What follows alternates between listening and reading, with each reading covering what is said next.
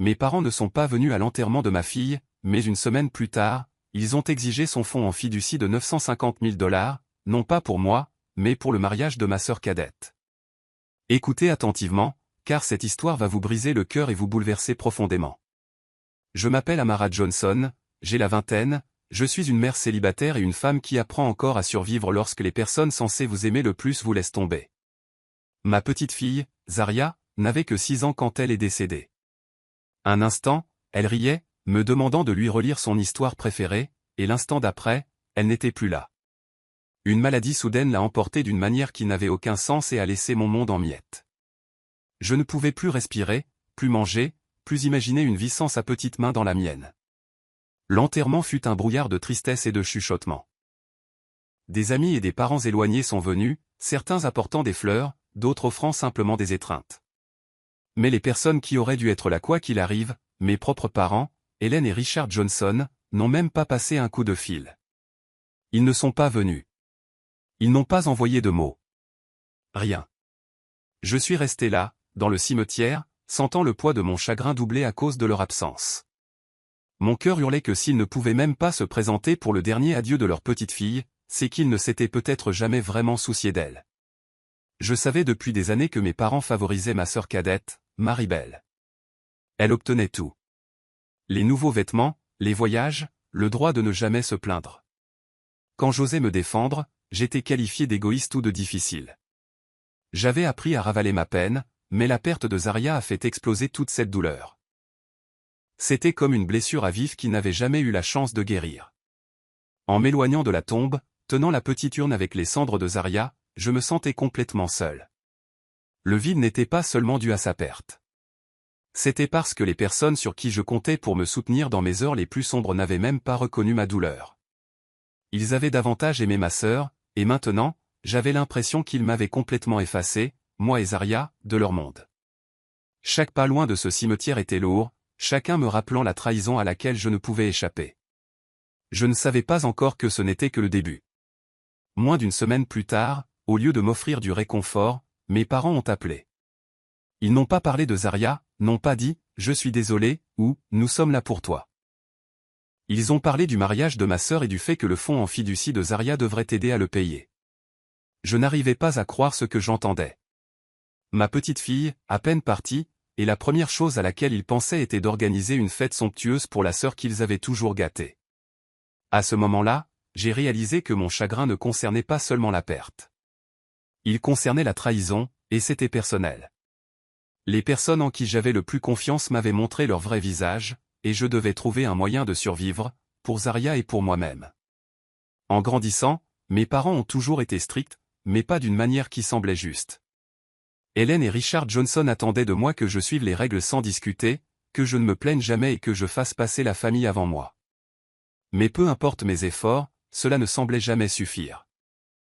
Ma sœur cadette, Maribel, en revanche, était traitée comme une petite princesse. Elle était gâtée, surprotégée et ne pouvait rien faire de mal à leurs yeux. Chaque anniversaire, chaque réussite, chaque petite chose qu'elle voulait était accueillie par des éloges ou de l'argent, tandis que je devais me battre ne serait-ce que pour un simple « bon travail ». J'ai appris très tôt qu'il n'était pas permis de montrer ses émotions, à moins qu'elles ne correspondent à leur idée d'un comportement correct. Je me souviens avoir pleuré pour de petites déceptions, pour ensuite m'entendre dire que j'étais trop sensible ou égoïste de m'en soucier autant. Le favoritisme était flagrant. Si Maribel voulait une nouvelle robe ou un voyage, mes parents étiraient leur budget sans hésiter. Quand j'essayais de demander de l'aide ou du soutien, on me rappelait que je devais être indépendante, que je devais me débrouiller seule. Cela m'a laissé avec le sentiment d'être toujours à l'écart, essayant de mériter une affection qui était librement donnée à ma sœur. L'argent a toujours été une source de tension dans notre famille. Chaque fois que je faisais un choix qui ne les incluait pas ou qui ne suivait pas leurs règles, ils me traitaient d'égoïste. Je me souviens m'être disputé avec eux à l'adolescence parce que je voulais aller à l'université dans un autre état, parce que je voulais travailler dur pour mes propres rêves au lieu de dépendre de leur aide.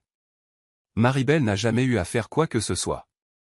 J'étais constamment comparé à elle, traité d'ingrate, alors que je voulais simplement de l'équité. Ces vieilles blessures n'ont jamais vraiment guéri. Elles restaient juste sous la surface, prêtes à piquer dès que j'étais vulnérable. Après le décès de Zaria, tout cela est remonté à la surface. J'avais espéré, peut-être sottement, que mes parents montreraient enfin leur amour au moment le plus crucial. Mais ils ne l'ont pas fait. Pas à l'enterrement, pas par un appel, pas même par un simple message. Je ne pouvais pas comprendre. Comment les personnes qui avaient tant façonné ma vie, qui m'avaient élevé à travers ces années de jugement et de négligence, pouvaient-elles m'ignorer complètement, moi et ma fille, dans le moment le plus sombre de notre vie? Le chagrin était déjà assez vif, mais leur absence était comme un coup de poing dans l'estomac. Cela confirmait tout ce que j'avais ressenti enfant.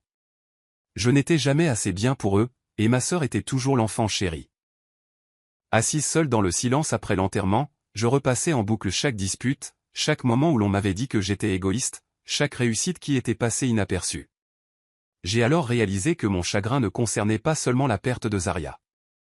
Il s'agissait aussi de voir enfin la vérité sur ma famille.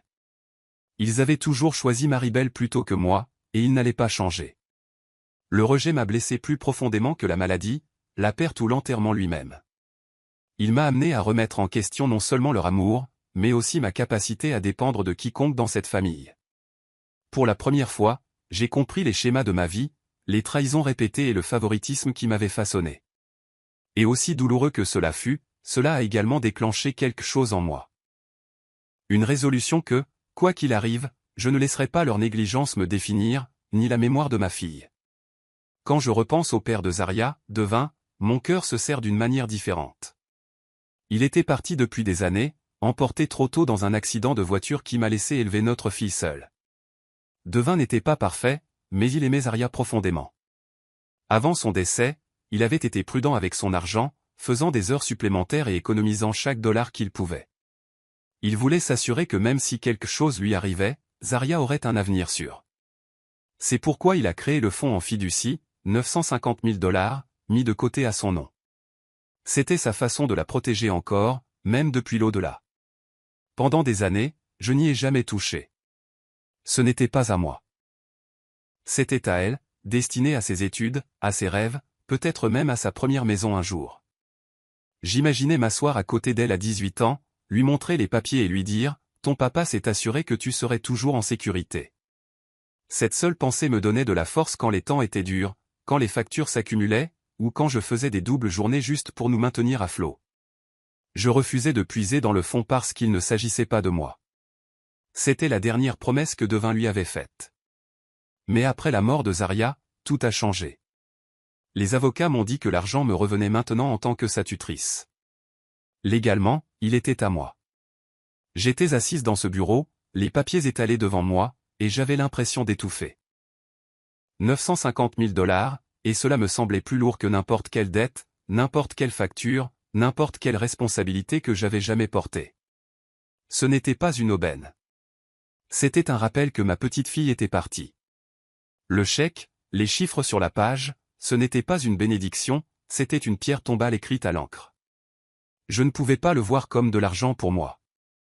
Je ne pouvais pas imaginer dépenser un seul dollar en vêtements, en loyer ou en quoi que ce soit d'ordinaire. Pour moi, c'était sacré. Le dernier cadeau que Devin et Zaria m'avaient laissé, un morceau de d'eux, lié d'une manière que personne d'autre ne pouvait toucher. Tenir ces documents, c'était comme tenir la mémoire de Zaria entre mes mains, fragile et inestimable. C'est là que j'ai su ce que je voulais faire. Si je ne pouvais pas la voir grandir, je pouvais au moins m'assurer que son nom perdure. J'ai commencé à penser à une bourse d'études, quelque chose pour des enfants comme elle, brillants, curieux et pleins de vie. Ou peut-être une petite fondation pour les enfants malades, pour que personne d'autre n'ait à ressentir le choc soudain de perdre un enfant comme je l'avais vécu. Je n'avais pas encore les détails, mais j'avais la détermination. L'argent n'allait jamais racheter ce que j'avais perdu, mais il pouvait créer quelque chose de durable, de significatif. Ce pourrait être la manière pour le nom de Zaria de continuer à vivre, non pas comme une tragédie, mais comme une lumière pour les autres. À ce moment-là, je me suis promis que quoi que je fasse avec le fonds en fiducie, ce serait pour l'honorer. Et personne, absolument personne, n'allait me l'enlever. C'était environ une semaine après l'enterrement que mon téléphone a finalement sonné. J'ai regardé l'écran, voyant les noms de mes parents s'allumer, et pendant une fraction de seconde, j'ai pensé que peut-être, juste peut-être, ils allaient enfin dire quelque chose de réconfortant. Peut-être avaient-ils réalisé à quel point leur silence avait été cruel. Ma poitrine s'est serrée en décrochant, attendant les mots que j'avais besoin d'entendre. Nous sommes désolés, Amara. Nous aurions dû être là. Comment tiens-tu le coup? Mais rien de tout cela n'est venu. Au lieu de cela, la voix de ma mère était tranchante, professionnelle. Amara, il faut qu'on parle du mariage de Maribel, dit-elle. Je suis resté figé, le téléphone collé à mon oreille, me demandant si j'avais mal entendu. Ma fille venait d'être mise en terre. Mon chagrin était encore à vif, ma maison encore remplie de ses affaires, ses jouets intacts dans un coin. Et voilà ma mère, ignorant les condoléances comme si elles n'avaient pas d'importance, et plongeant directement dans les préparatifs de fête. Avant que je puisse répondre, mon père est intervenu. Son ton était lourd, comme s'il essayait de paraître raisonnable. Tu sais, Zaria n'a plus besoin de cet argent. Ce serait du gâchis de le laisser dormir. Maribel pourrait vraiment l'utiliser pour faire de son mariage tout ce qu'il devrait être. Je me souviens de ma main tremblante en tenant le téléphone. Les mots ne semblaient pas réels. Mes parents, les personnes qui n'avaient pas montré leur visage à l'enterrement de leur petite fille, me disaient maintenant que son fonds en fiducie devrait être dépensé en centre de table, en fleurs et en une piste de danse de salon. J'avais la gorge sèche. Pendant un moment, je ne trouvais même pas ma voix. Quand j'ai finalement réussi à parler, c'est sorti plus comme un murmure. Vous me demandez de donner le fonds en fiducie de ma fille? Pour le mariage de Maribel? Ma mère n'a pas hésité. Il ne s'agit pas de le donner, Amara. Il s'agit d'honorer la famille. Ne penses-tu pas que Zaria aurait voulu que l'argent apporte du bonheur aux personnes qu'elle aimait? C'était ça, la phrase qui a brisé quelque chose en moi. Mes parents, qui avaient ignoré Zaria dans la vie et l'avaient abandonnée dans la mort, essayaient maintenant d'utiliser son nom pour me culpabiliser et me faire financer le jour de rêve de Maribel. J'avais l'impression qu'ils crachaient sur sa mémoire, réduisant la vie de ma fille à un chéquier. J'entendais Maribel rire faiblement en arrière-plan et je l'imaginais descendant l'allée, payée par l'argent destiné à l'avenir de mon enfant. La trahison m'a frappé plus fort que je ne l'aurais cru. Ma poitrine me brûlait et des larmes me piquaient les yeux, mais cette fois, ce n'était pas du chagrin. C'était de la rage. Pour eux, Zaria n'était plus une personne.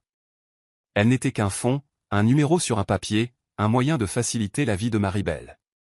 Et à ce moment-là, j'ai réalisé quelque chose de dévastateur. Mes parents ne m'avaient pas seulement abandonné à l'enterrement. Ils avaient effacé ma fille, comme si sa courte et belle vie n'avait eu aucune importance. Le dîner était censé être une chance de discuter. Du moins, c'est ainsi que ma mère l'avait présenté en m'invitant. Contre toute attente, j'y suis allé. Une partie de moi espérait encore qu'il leur restait une once de décence, une lueur de compassion pour ce que j'avais traversé.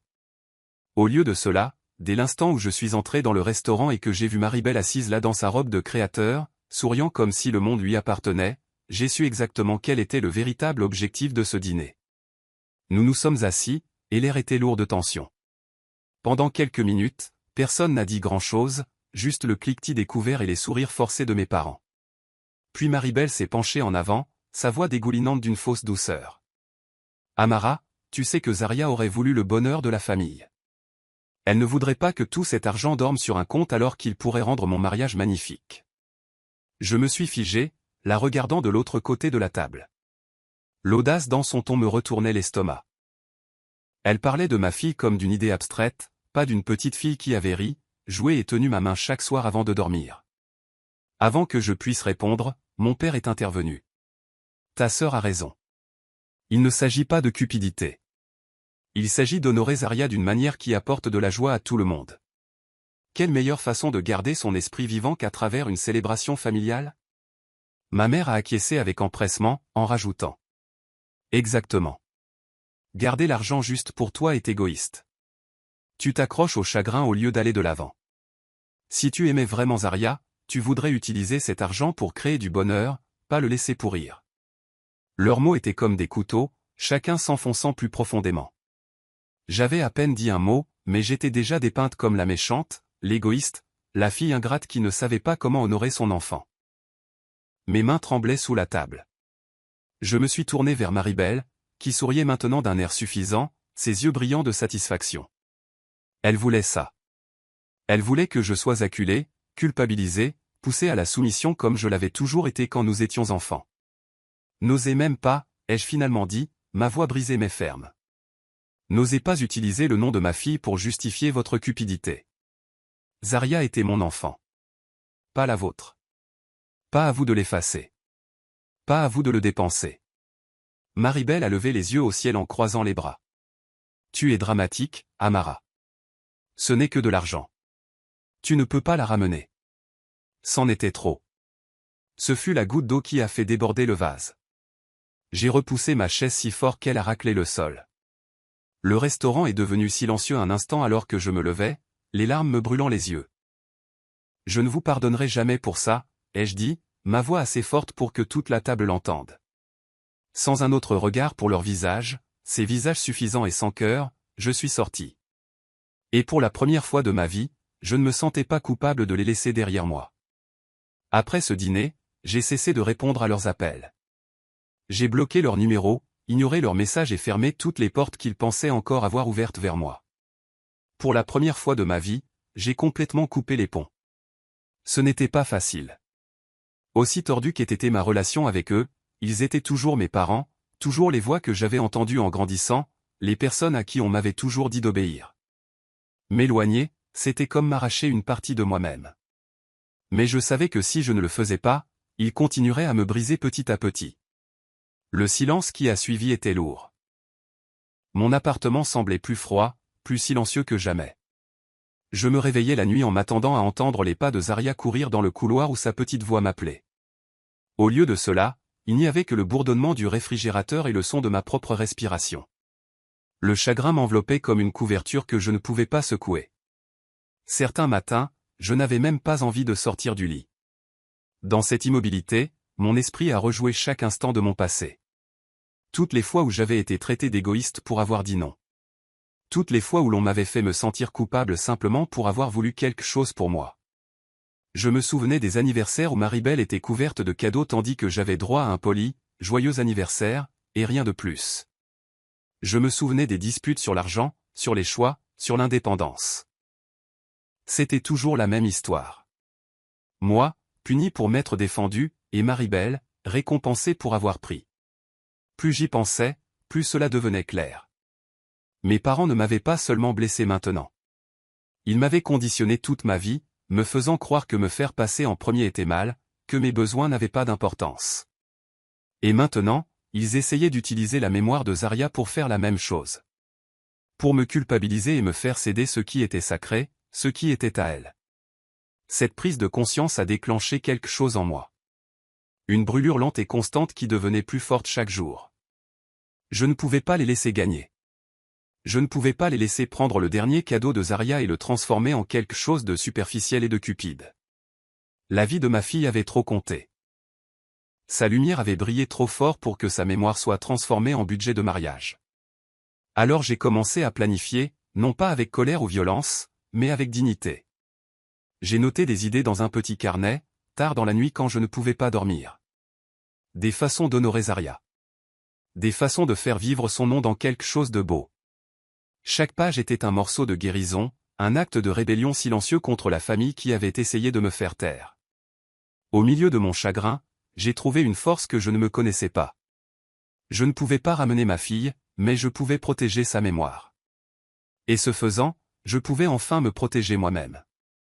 La première chose que j'ai faite a été de retourner voir l'avocat. Je devais m'assurer que chaque recoin de ce fonds était hermétiquement scellé, chaque faille comblée, chaque possibilité pour mes parents ou Maribel d'y mettre la main éliminée. Assise de nouveau dans ce bureau, j'ai dit clairement à l'avocat, je ne veux que personne d'autre ne touche à cet argent, jamais. Ni mes parents, ni ma sœur, personne. Il m'a regardé avec une sorte de sympathie entendue et m'a assuré que les documents pouvaient être renforcés, ne laissant aucune place à la contestation. J'ai signé chaque papier les mains tremblantes, mais avec une résolution ferme. C'était à moi maintenant, non pas pour le luxe, non pas pour le confort, mais pour Zaria. Une fois l'aspect légal sécurisé, je me suis tourné vers ce qui couvait dans mon cœur depuis le jour où j'ai tenu ces papiers du fonds.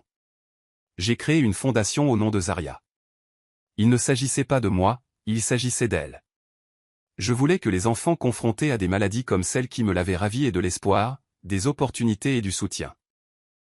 Le fonds de bourse d'études a commencé modestement, mais la mission était claire, aider les enfants dont les familles croulaient sous les factures médicales, leur donner une chance à une éducation, un avenir que Zaria n'aurait jamais. La première fois que j'ai vu le nom d'un enfant sur la liste d'approbation de la bourse, des larmes ont brouillé ma vue. C'était comme si l'esprit de Zaria était toujours là, tendant la main et touchant des vies même si elle était partie. Et plus je partageais son histoire, plus la communauté réagissait. Les voisins, les écoles, même les églises locales ont commencé à parler de la fondation. Les dons ont commencé à arriver, puis ont augmenté. Les gens louaient l'effort, disant que c'était l'une des façons les plus significatives qu'ils aient vu quelqu'un transformer le deuil en quelque chose de bien. La nouvelle s'est répandue rapidement, et avec elle est venue la fierté. Pas la fierté de moi-même, mais la fierté de savoir que le nom de ma fille ne s'effaçait pas.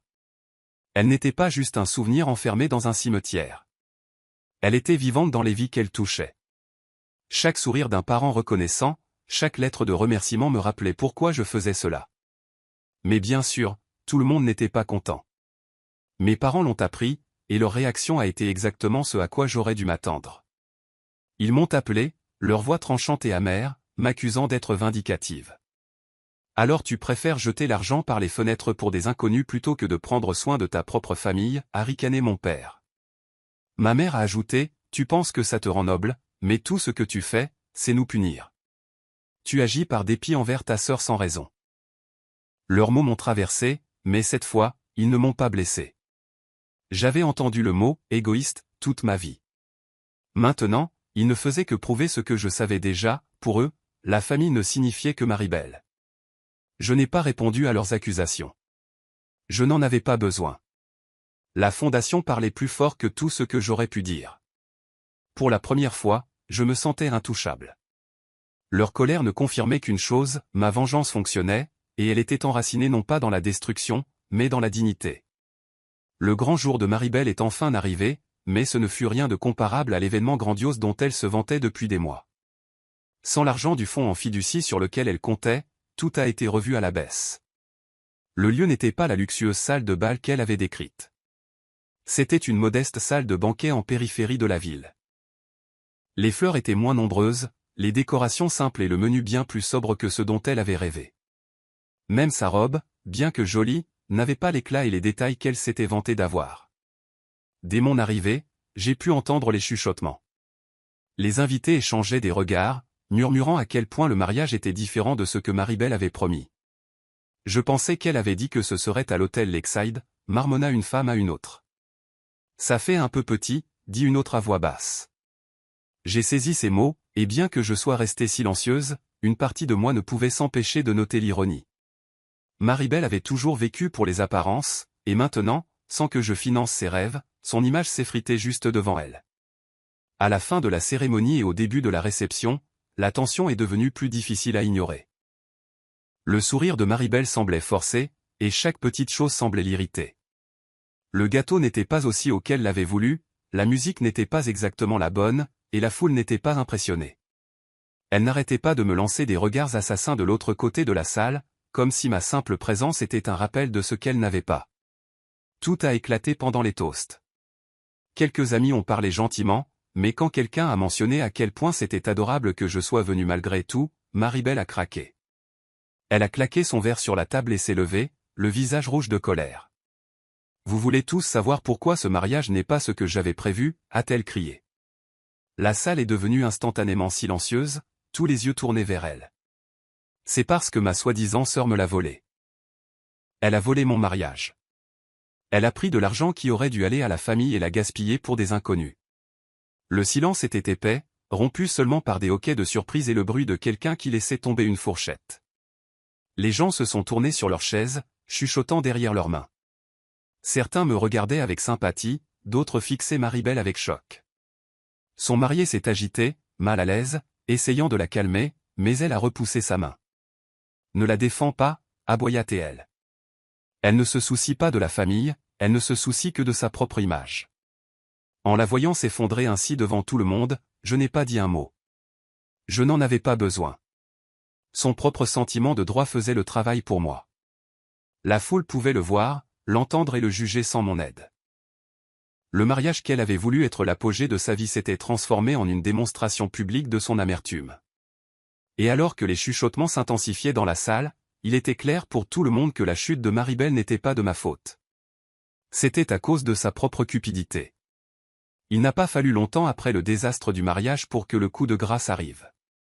Mes parents m'ont appelé un soir, leur voix froide et définitive. Il n'y a pas eu de bavardage, aucune tentative de faire semblant. Mon père a dit sèchement, « Tu ne fais plus partie de cette famille ». Ma mère lui a fait écho, ajoutant que j'avais choisi des étrangers plutôt que le sang, et qu'il ne me pardonnerait pas d'avoir embarrassé Maribel. C'était le reniement officiel, quelque chose que je sentais venir depuis des mois, mais qui m'a quand même profondément blessé lorsque les mots ont été prononcés. Un instant après la fin de l'appel, je suis resté assise en silence, fixant le téléphone dans ma main. Une partie de moi voulait pleurer, faire le deuil de parents qui auraient dû m'aimer inconditionnellement. Mais une autre partie de moi se sentait étrangement plus légère. Le contrôle qu'ils avaient essayé de garder sur moi toute ma vie, la culpabilité, la manipulation, la pression constante, tout avait disparu. Le rejet, bien que douloureux, était aussi une libération. J'avais brisé les chaînes qu'ils m'avaient enroulées autour de moi depuis l'enfance. Pendant ce temps, le mariage de Maribel, qui avait commencé avec tant d'apparat et si peu de substance, a commencé à s'effriter presque immédiatement. Sans le coussin financier qu'elle attendait, la réalité des responsabilités d'adulte s'est vite imposée. Les factures se sont accumulées, les disputes ont éclaté, et son mari s'est lassé de ses demandes sans fin. Les gens murmuraient qu'il avait cessé de rentrer certains soirs, tandis qu'on la voyait se plaindre bruyamment de l'injustice de la vie. Les fissures dans son image parfaite se sont rapidement étendues, et bientôt, ce ne fut plus un secret que son mariage battait de l'aile. Je ne me réjouissais pas de son malheur, mais je ne pouvais ignorer l'ironie. Le même sentiment de droit qui l'avait poussé à me crier dessus en public rongeait maintenant sa propre vie. Elle avait bâti son monde sur les apparences et la cupidité, et sans quelqu'un d'autre pour le financer, il s'est effondré. Mes parents m'avaient renié pour avoir refusé de la soutenir, et pourtant tous leurs sacrifices pour son bonheur n'ont pas pu sauver son mariage. Pendant qu'ils faisaient face à leur monde en décomposition, je me suis investi encore plus profondément dans la fondation de Zaria. Chaque bourse que nous accordions, chaque enfant que nous soutenions, me rappelait pourquoi j'avais choisi cette voie. J'ai visité des hôpitaux, parlé avec des familles et entendu des histoires d'enfants luttant contre la maladie avec la même bravoure que ma fille avait montré. Leurs parents m'ont serré dans leurs bras, parfois les larmes aux yeux, me remerciant de leur avoir apporté un peu de soulagement. Chaque mot de gratitude guérissait un morceau de mon cœur brisé. Bien que j'ai perdu mes parents et ma sœur, j'avais gagné quelque chose qu'ils ne comprendraient jamais, un but. Je n'étais plus accablé par leur approbation ou leur désapprobation. J'étais libre d'honorer Zaria de la manière qu'elle méritait, transformant mon chagrin en quelque chose qui comptait. La rupture avec ma famille était définitive, mais ma résolution l'était aussi. J'avais choisi l'amour, l'héritage et la dignité plutôt que la cupidité. Et ce choix fut celui qui m'a finalement apporté la paix. Les années ont passé, et le temps a adouci certaines des arêtes les plus vives de mon chagrin, bien que la douleur de la perte de Zaria ne m'ait jamais vraiment quitté. Par un après-midi tranquille, j'ai parcouru le chemin familier du cimetière, tenant un petit bouquet de lys, ses fleurs préférées. L'air était frais, le ciel calme, et pour une fois, j'ai ressenti une étrange sorte de paix s'installer en moi. Je me suis agenouillé près de sa tombe, balayant quelques feuilles mortes de la pierre. « Salut mon bébé », ai-je murmuré, en posant délicatement les fleurs à la base. « Ça fait un moment, mais j'ai tellement de choses à te raconter. » Ma voix tremblait, mais cette fois, ce n'était pas seulement de tristesse, c'était de fierté. Je lui ai parlé de la fondation qui portait son nom, de comment elle avait grandi bien au-delà de ce que j'avais autrefois rêvé. Des centaines d'enfants avaient reçu des bourses, un soutien médical et des ressources qui leur donnaient de l'espoir quand la vie essayait de le leur enlever. « Tu as changé des vies, Zaria », ai-je dit doucement, ma vision se brouillant. « Ta lumière ne s'est pas éteinte, elle s'est simplement propagée. » Assise là, je ne pouvais m'empêcher de réfléchir à tout ce qui s'était passé. Mes parents, ma sœur, la façon dont ils m'avaient tourné le dos, la cruauté de leur cupidité. Ils avaient détruit toute chance de famille qui restait entre nous, tout cela pour de l'argent qui ne leur avait jamais appartenu. Pendant des années, je me suis demandé si j'avais trop perdu en tenant bon. Mais maintenant, assise près de la tombe de ma fille, je connaissais la vérité. Je n'avais pas perdu, j'avais choisi différemment. Leur vie avait continué, mais non sans fissure. J'avais entendu des rumeurs sur l'échec complet du mariage de ma sœur, sur la solitude de mes parents après avoir repoussé tout le monde sauf la fille qui ne pouvait plus soutenir leur fierté. Mais je n'avais pas besoin de le voir ou de m'en réjouir. Leur chute n'était pas mon but, et ce n'était jamais une victoire que je pouvais revendiquer. Ma vengeance était quelque chose de plus silencieux, quelque chose qu'ils ne pourraient jamais m'enlever. Elle était dans chaque enfant qui traversait une scène en tenant un diplôme financé par la fondation de Zaria. Elle était dans chaque famille qui n'avait pas à choisir entre le loyer et les médicaments parce que nous étions intervenus pour aider. Et elle était dans la façon dont j'avais appris à me tenir droite, ne pliant plus sous la culpabilité ou la manipulation. J'ai posé ma main doucement contre la pierre, souriant à travers mes larmes. Tu m'as donné de la force, ma douce. Et j'espère que où que tu sois, tu es fier de moi. Fier de nous. En me levant pour partir, je me sentais plus légère que je ne l'avais été depuis des années. Mes parents et ma sœur avaient essayé d'effacer la mémoire de Zaria pour la transformer en quelque chose de pratique pour eux. Mais je l'avais gardée en vie de la manière la plus significative possible. Ma vengeance n'était pas bruyante, n'était pas cruelle. C'était simplement de bien vivre, de porter son héritage et de refuser de laisser la cupidité définir notre histoire. Et dans ce triomphe silencieux, je me suis enfin sentie entière. Pensez-vous qu'Amara a eu raison de couper les ponts et de choisir la paix plutôt que le drame familial? Ou aurait-elle dû leur donner une autre chance? Partagez vos avis ci-dessous dans les commentaires. J'ai vraiment envie de savoir ce que vous en pensez. Et si des histoires touchantes comme celle-ci vous parlent, n'oubliez pas de vous abonner et d'activer la cloche pour ne pas manquer la prochaine.